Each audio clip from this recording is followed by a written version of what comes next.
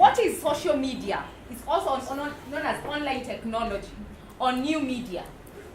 So according to some people who are not me, they say social media are computer-mediated technology. This is a very big, so that you can know I read. This is just for you know that I read. This particular one.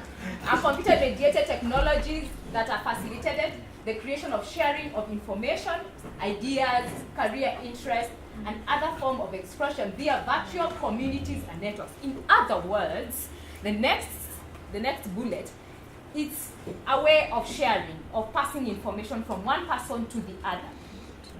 So social media started as a personal tool, like MySpace. Then those people who are there, in MySpace, it was just a gossip thing, between teenagers. And then Zuckerberg came with this brilliant idea to help his classmates catch up with classwork, and voila, Facebook. So it was basically for friends, but it's evolving. It allows individuals to exchange information, and you can see that a lot of businesses, a lot of corporates are coming into this field to be able to leverage on this. Because if I tell you,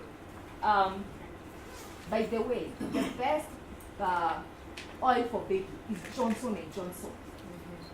Okay, I'm picking on her because she's expecting. And actually, I Googled it on mypregnantjourney.com. What does she do? My pregnant journey call. What's your username? And then I have my whole story on mypregnantjourney.com saying how the oil helped all my stretch marks disappear within 2 days of my pregnancy, and voila, it's gone, right? And the thing is, the corporate world have known how to use social media to their advantage. But how have we, in the development world, especially for those of us working with children, use it to enhance our work, to promote child protection, or to promote well-being for children? And this is how we use our technology. Most of NGOs have emails, and 71%. They use text messages, especially in Africa. This has been used to send messages, to send awareness campaign, or to get people to remind people of appointments for medication. Facebook is to pass messages. Twitter, and you can see there are a number of over 50s here with Twitter, and Instagram. Instagram is pretty new, but it's becoming a force, especially if you document a lot. It's easier to send photos and to be able to curate your message in pictorial form on Instagram. So in Africa, as I said, 39% of African NGOs, they use text messages to send messages to their beneficiaries. We have a meeting tomorrow. 85% in Africa have a Facebook page, and this basically is to communicate with their donors and their friends abroad, because it's easier and it's faster that way than sending a 50-page report, And then 65% have a Twitter profile, but it's not active. Most of them, they're not active. They have, because I came here and I challenged you to have a Twitter account, you have open it, and then next year, 2 years from now, you come back, oh yeah, I have a Twitter account this time, but you have not used it for 2 years. Very few of them actually use it. The 1% have Instagram. Instagram is because even me, I say I'm an extended millennial, but in reality, it can be intimidating when everybody is posting what they ate, or they're in Dubai today, they're Hawaii tomorrow. It can be really, really, really intimidating. So most NGOs, they kind of shy away from getting into Instagram. LinkedIn. How many are on LinkedIn? If you're not on LinkedIn, really, how many are on LinkedIn? Let me see. Over 50 who are on LinkedIn? Good job. Yeah, good. So YouTube is becoming as a very strong tool. How many are on YouTube? YouTube is a very strong tool. It's a way of what my team and I call ranting. That's why you can be able to talk to millions of people without facing them and not asking them. They will not ask you questions. Perfect way of just getting your issues out there. And then there's WhatsApp. WhatsApp has become the means of communication nowadays. Every organization, if How many organizations have a WhatsApp group? An organization, what's a WhatsApp group? We have a WhatsApp group, isn't it? And your boss tells you, if you're not at work by 7:55 a.m. today, you're fired. You know, it's just become such a way of communicating for so many people. But as you will see, as Mariana's session, how we have used it as a tool to improve the lives of children.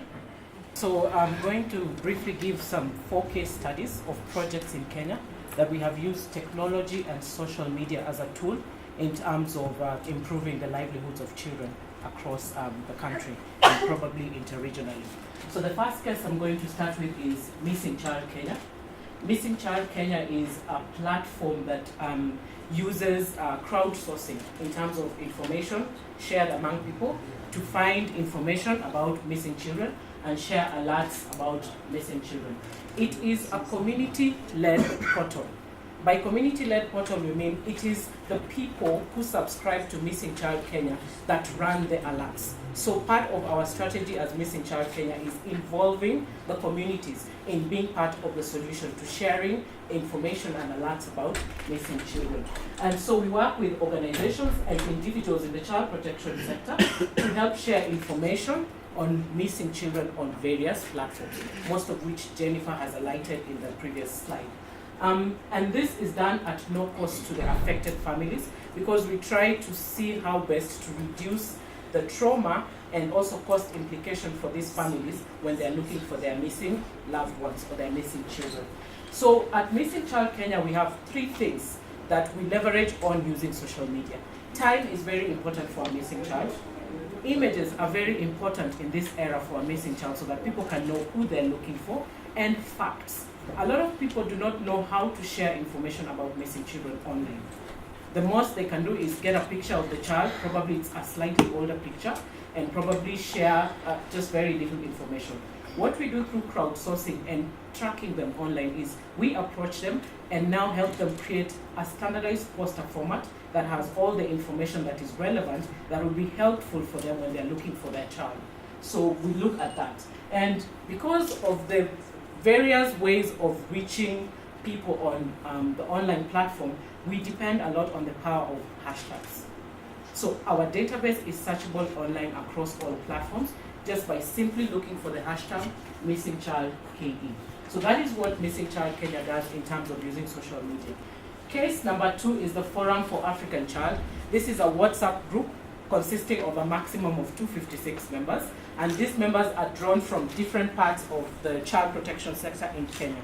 It was formed in February 2015. It has a mix of government officials, people from UN bodies, civil society organizations, the private sector, academic institutions, and this group is very powerful in terms of, next please, in terms of discussing issues on children. It is used as a referral system for cases of children because in the group someone can quickly say, is there someone in this county who can assist me to get a referral case? I have a certain court case, and it can be easily solved. News and information on children that is instant, educating each other, and it's a notice board on children's matters, and also it also helps in terms of venting. A lot of you will testify that this sector is hard. Some of the things that we see are very difficult, isn't it? So sharing a frustrating case and just getting an encouraging word in this group also helps increase the morale of people working in this sector so that they don't give up and they go to something more practical. Some people think working with children is a bit disturbing and whatnot. So it also helps to give morale to the team members. The next case study is Mtoto News. Mtoto News is an online platform on news, information and resources of children. What we do is we create news on children, we report news on children. We have been reporting the news on children in this REPSI conference throughout. We hold online and in-person talks on issues of children. We support children campaigns, and we provide a child participation platform. I'll talk a little bit about child participation in relation to news. Our children are more advanced technologically than we are. While in this age group we are only users of online media, our children are users and creators. So Mtoto News also gives the children a platform to expose their talents, explore their knowledge, and take advantage of building on their innovative nature so that they can be able to be part of the solutions like the children are talking about in the report in the morning. And we are leveraging a lot on the number of internet users, because these days, mainstream media, while it exists, online media has taken a very fast pace in terms of delivering information. For example, if there's a fire at the airport, the media house will start looking for camera crew, put them in the car, start moving towards the airport. But someone at the airport with a smartphone, what will they do? They will share, and news will be out. So that's what we are trying to take advantage of in terms of leveraging on information.